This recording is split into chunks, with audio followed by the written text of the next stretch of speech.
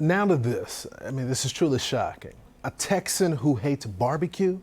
Now, this video is going viral of Democrat Senate candidate James Talarico giving his take on how to combat climate change by going vegan.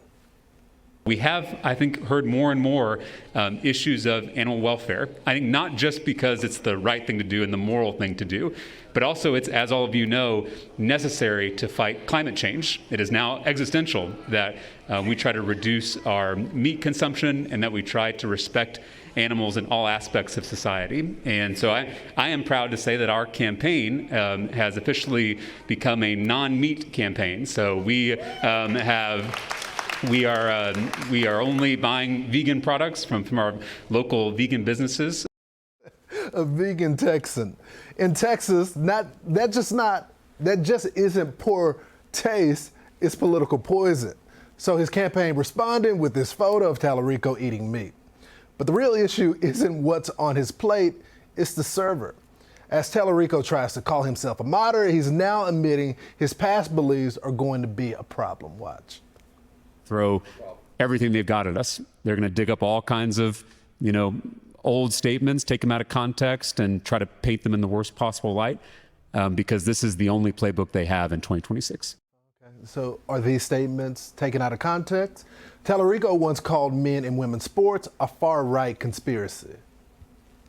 And then in terms of other issues, Governor Abbott has filled this special session agenda with far-right conspiracy theories about trans children causing problems on sports teams, which we know does not occur in the state of Texas.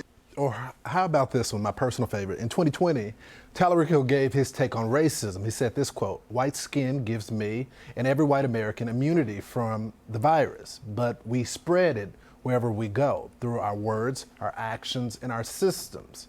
We don't have to be showing symptoms like whitehood or the Confederate flag to be contagious." Now he says he would have worded that differently.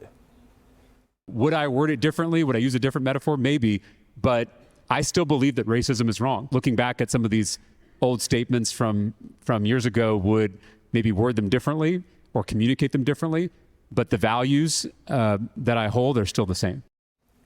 But he didn't say that. Joining me now is the Ruthless Podcast crew, Michael Duncan, Comfortably Smug, and John Ashbrook. Gents, it's good to see y'all. Ashbrook, I'll start with you. Democrats seem to think he is their moderate choice, but being a Texan, he has no shot. Lawrence, it is unbelievable. I mean, Democrats have a ridiculous authenticity problem, and it starts with this guy, Talarico. I still can't believe the whole vegan video thing where he says that his campaign is not going to order food that's not vegan. I mean, I guess that means no pizza for the kids working the phones or whatever. But, he is not the only Democrat across the map who has this problem. There's this woman. Her name is Abigail Spanberger. She pretended to be a moderate through the campaign. Then she wins the election and she turns into a left-wing lunatic. This guy, James Talarico, left-wing lunatic, now pretending to be a moderate. We know the score of Democrats right now, and it just takes voters to see right through it. 100%. And we have a saying on the Ruthless Podcast, there's no such thing as a moderate Democrat. They're trying to run back the same playbook, the Trojan horse candidate like Abigail Spanberger. He's on camera with these far left statements thinking it's going to fly in Texas. It's not going to work at all. Yeah, and Lawrence, where did Chuck Schumer find this cat? Right. I mean, I saw all the clips. You played some great ones, but there's some other ones, too, I want to bring light to. He also makes the biblical case for abortion and talks about how God is non-binary. Yes. And now you have him saying he doesn't eat meat and putting out the photo. I mean, finding a Texan who doesn't like barbecue is like finding a Canadian who doesn't like hockey. He's a complete lunatic, and he's getting a lot of money from Democrats. He's giving them a lot of hope. I want to play this sound from Senator Fetterman. Let's play it.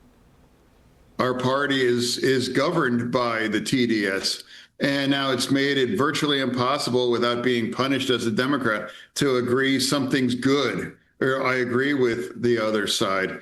And I would define that by epic fury. He could come out for ice cream and lazy Sundays, and now suddenly Democrats would hate it. We would want to vote it down. John, I was so wrong about Fetterman. He just speaks truth. Even when I disagree with him, I say, this guy's authentic. Yeah, I was wrong about him too, Lawrence. I mean, this is the only Democrat who is now saying the things that seem to be common sense. There's nobody else in their entire party who will even come close to what he's saying. And I don't understand, like, you would think that a Talarico would try to take a page out of Fetterman's playbook and at least try to trick people into thinking that he's something that he's not. I still can't get past the vegan hate barbecue thing. It makes absolutely no sense. Smug. Well, I think Fetterman is doing what he should be doing, which is representing the voters that elected him. It's a radical idea for these Democrats. Going back to the SAVE Act, it's the same thing. When it has 80% of support and you can't get a single Democrat, not even Fetterman, on board, I think he should maybe examine himself a little bit too. It's great that he's willing to work across the aisle, but you've got a piece of legislation that 80% of Americans agree with.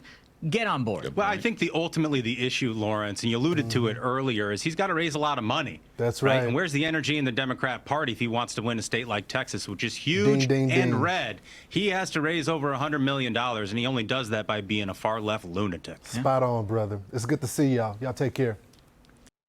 Be sure to like and subscribe for all the Fox News latest on YouTube and catch full shows streaming now on Fox One.